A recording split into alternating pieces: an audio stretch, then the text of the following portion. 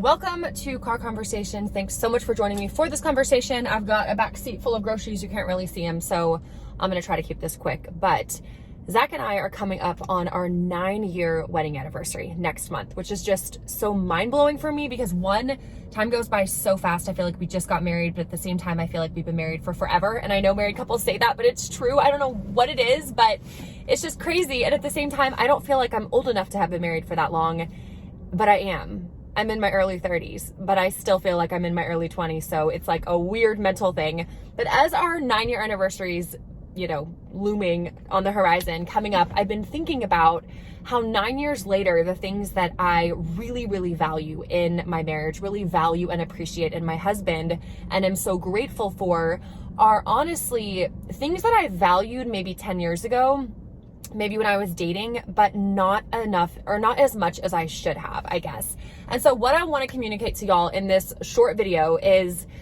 date now. If you're single and you're in a dating relationship or you want to be someday, date with your future self in mind. Okay. What do I mean by that? Date with your future self in mind. Here's what I mean. If you did a poll and you asked a bunch of single women who were like 25 years old, and you said, what do you value? What do you want in a future spouse? If you did a poll with a bunch of Christian single women, a lot of them would say things like, things that I said, I want a guy who is, who I really connect with, a guy who's fun, who's funny. I want him to be a spiritual leader and value church and God and all these things, but it would be awesome if he could be taller than me, and I would really like a guy with dark hair, and if he can make me laugh and be funny, that would be really great too. And so you see these priorities where it's like, yeah, all really great things, none of those are bad things, but when you're younger, you tend to minimize some of the more important things and put more emphasis on things that are gonna fade. For example, like brown hair. If that's what you want. Guess what, honey? Give it about 40 years and he may not have any hair, right? Like that's just the reality. But when we're young, we emphasize and put a lot in things that aren't as big of a deal, or things that maybe our future self, even 10, 15, 20 years down the road, we're going to be like, that doesn't even matter. I don't care if he can play guitar. I just want him to spend time with me on Sunday rather than watching football, right? Our priorities change. So if you then switched and you asked women who are maybe mid 40s, maybe like Christian women who are 45, what they value in marriage, what they value in a spouse, what they would tell women who are 20 years younger than them, you're going to get a totally different list. And I know because I've done this. And you're going to hear these women say, these Christian women, I really just value my husband or wish my husband would spend more time with the kids or more time with me or would really pursue me like he used to, or I wish that he had more of a heart for God or was more of a spiritual leader in our relationship, would initiate prayer in our relationship or for important things, or I wish on Sunday he wasn't so consumed with football and spent time just with the kids hanging out with me. Whatever it is, like, it's going to be typically when you ask women who are a little bit older, it's going to be more about the things they value are going to be more relational things, more about spiritual things, God, family, consistency. Like I wish my husband was more consistent, the things he says he does, if he would follow through or whatever. The list could go on, but there is a very big difference. And so if you're younger and you're watching this and you are dating or you want to date someday or you want to get married, I really want to encourage you to make decisions now in your younger years that you're going to really appreciate in your older years. And I know it's like, well, how can I do that? I'm young. I can't just switch my brain and think like an older person.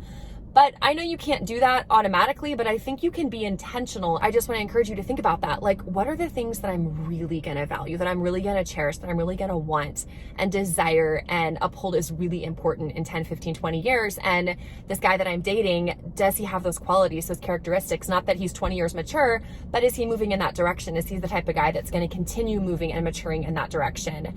For these things that I know later on I'm going to really value, and maybe things that I've been placing so much importance on, so much emphasis, like outward appearance. Is he cute? Does he make me laugh or tell the right jokes or whatever? Those kind of things may not be as important to you. For one, our beauty's fading, right? As we get older, we age. Placing so much emphasis on things that we already know they're gonna fade.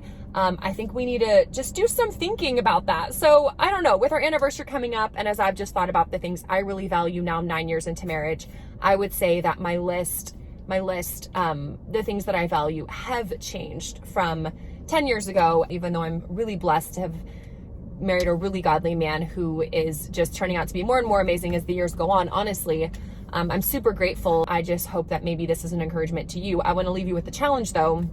If you're like, yeah, that sounds great, I don't really know how to do that, here's what I want you to do. I want you to find a couple or a married woman that you know, and I want her to have been married for at least 20 years. Someone that you know who's been married for 20 years and still has a happy, joyful marriage, a loving marriage. You look at their marriage and you're like, that's beautiful. I hope one day I can have a marriage like them. All right, you got that person in mind? What I want you to do is to ask that person, text them, call them next time you're actually able to see them, right? And ask her, what are the things that you really value in your marriage now that you wished you had valued more 20 years ago? What are the things that you find really beautiful, really important, really crucial in a Christian marriage now that you want me as a younger person to value and really date with that kind of person, that kind of perspective, those type of values in mind.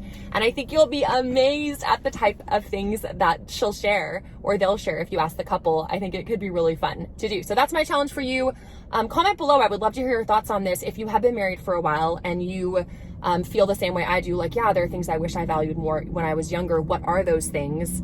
Let's have a conversation about it. And any questions you have, whatever, comment below. I'll see you down there.